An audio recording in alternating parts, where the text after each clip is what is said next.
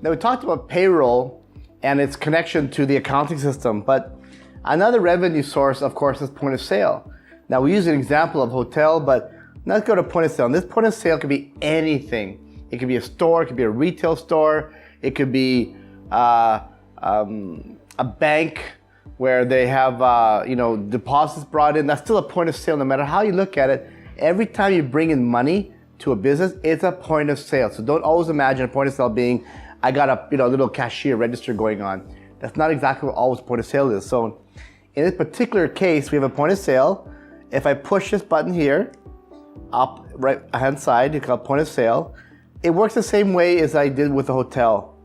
So for example, on the point of sale, I would click the date that I'm importing in. It will say posting date and generate default accounts. Press yet to generate new, or just go with the last edited entry. Okay, so as well as we also have asset management. On the asset management side, this is all the assets of assets you have that you don't sell. These are like cars, trucks, escalators, elevators, anything of value that is an asset of the company. And you click the asset. This is connected as well to the asset management module.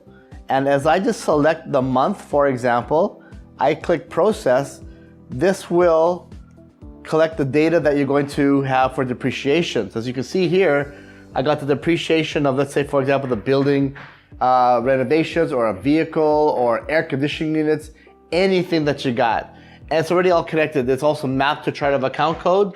So you can see the depreciation by month on my left side.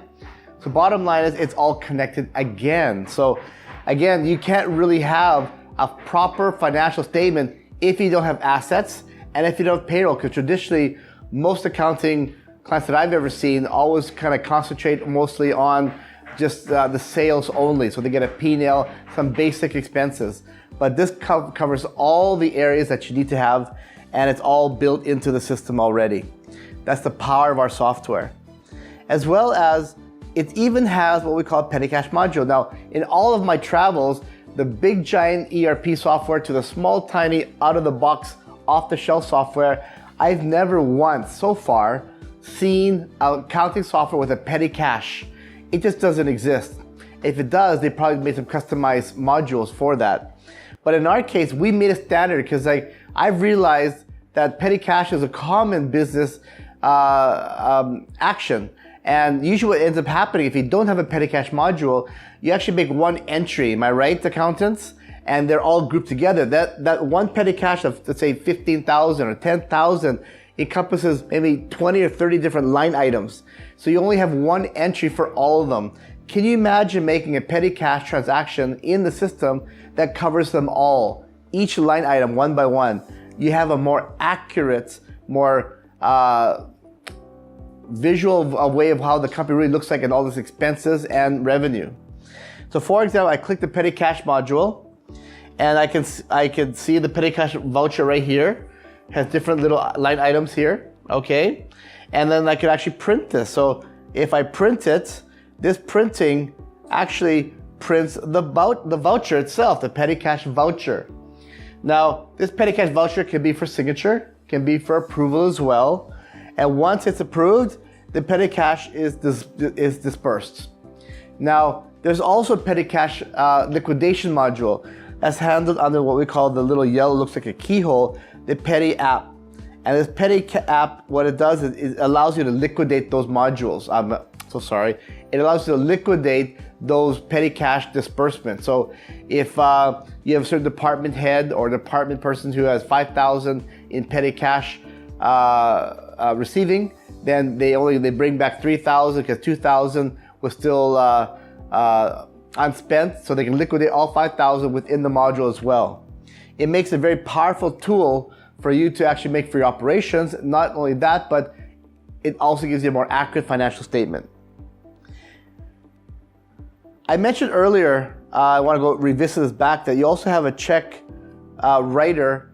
And remember I mentioned earlier that sometimes you have a check that doesn't match. The spacings are a little off because the bank is unique in the way they're designed. In this particular case, we have what we call a custom check writer. As you can see here, the custom check writer, I'm going to just choose it here.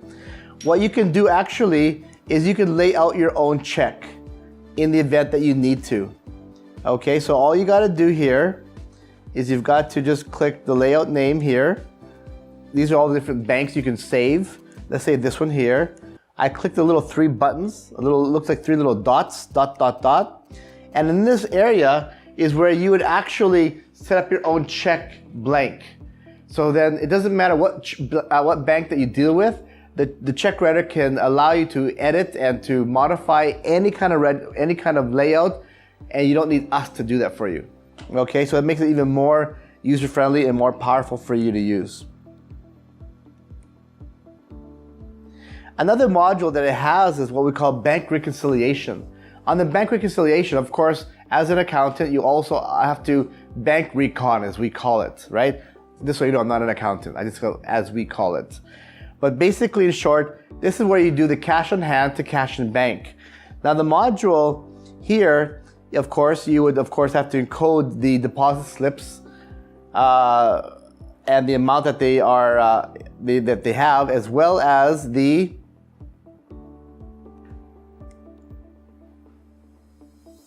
start again. We also have bank reconciliation. The bank reconciliation, as mostly you would call, is bank recon. Now you do this on a regular basis to make sure that your cash in hand is actually recorded properly so it can be cash in bank.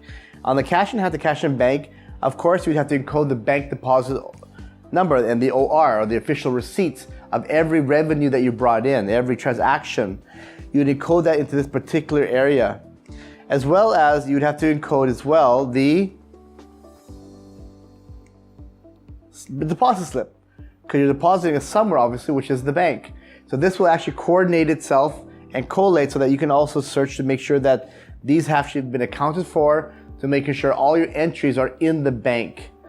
Okay, this allows you to do that. This bank recon module is quite helpful. There's a little bit of a manual process in there, of course, but it's quite advantageous to have the bank reconciliation module where you would check off the areas that you have to check off.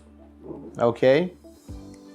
In other videos, I'll even have accountants actually touch base on this more on a detailed basis.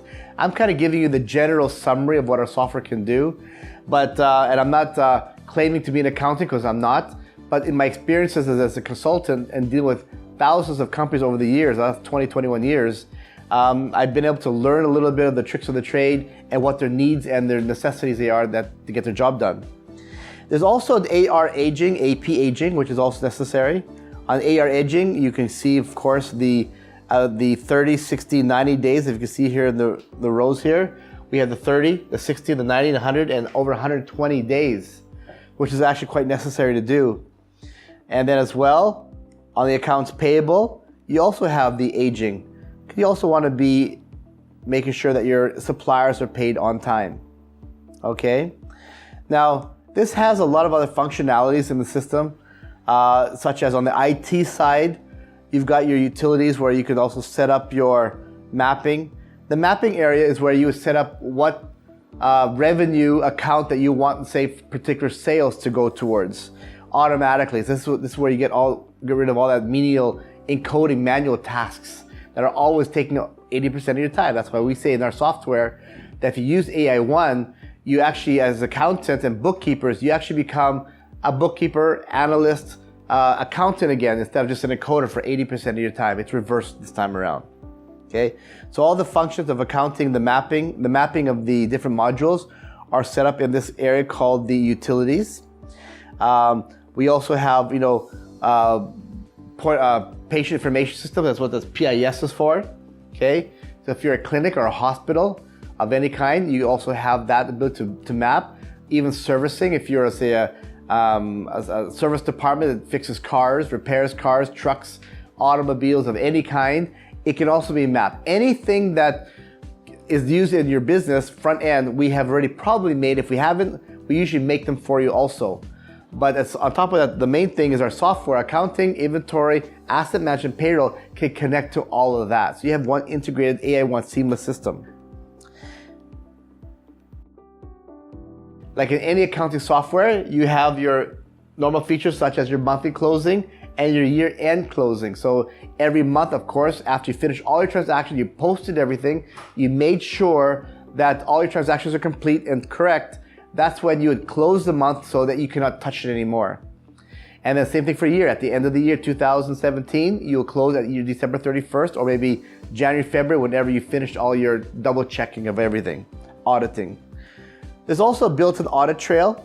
The audit trail allows you to see what really happened in the software. So such as your voucher, your direct payments, your enter invoice, from date ranging, so from January 1 to January 30, you put January 1 to January 30 and the user that you are, you can see all the transactions that's happened, so you can make sure you can validate what your staff said is correct, or you're just trying to kind of investigate what really happened. You can look at all the entries that were made and make sure that they're validated, or there are some erroneous mistakes, or they're actually user mistakes. Like in any accounting software, you need to have security. And on the security side, we've got you covered. In this area, you need to make sure that you go to the File menu, you click User Accessibility. This is where you can see by module, you can control who has access to what. Now you can go further than just access. You can say, for example, this particular person, Mary Grace, she has access to journal voucher. She can click New. She can add a new transaction, what that means. She can click Edit. She can click Delete. She can click Post, Print, and also select all for all 5 of them. Now, let's say I was supposed to edit this Mary Grace, and I said she's allowed to work in that module, but she's never allowed to delete. So I would just uncheck the delete functionality. So now that she can add new vouchers like she normally would do as a bookkeeper or an accountant, she can edit, she can post, she can print, but she can never delete. And this is vital if you want to have pure control of whatever happens in your accounting department. As an owner, you need that. That is vital. As an auditor, you need that also. So this also helps your auditing team to audit your departments. Okay? This goes for all the areas, different tabs. So if you go to tab 2, you go chart of accounts. If you want to control that can only be handled by certain members of your company that can add chart of accounts or edit chart of accounts, you can control that as well. Even your supplier listing, even your tabs such as chart adjustment, your bank reconciliation, your dashboard, your aging reports, so check writer, everything can be controlled within the software. So there is some limitation in this area. We're always improving this area, so it doesn't always mean that everything is there, but if it's not, well, you can always make a request with us and let's see if it's part of a scheduled upgrade in the future. Okay? So for example, that function's there for you, as well as you've got the profile set up here. Okay? So that concludes our accounting presentation on the software. It's a general overview of what the system can handle and what it can do. This is also made for multi-enterprise or an enterprise system. If you have a headquarters of accounting in one area, then you can also have multiple offices all over throughout the country. It can connect them all. You can either get a per location, per clinic, per branch profit and loss, P&L, or balance sheet, or income statement, or you can have a consolidated. If you're a holding company, you can actually control them all to see exactly what's going on with all of your companies. So the control is there for you, the flexibility is there, the power of the software is there. Thank you for joining us. We have other videos that you can look at, and see you next time.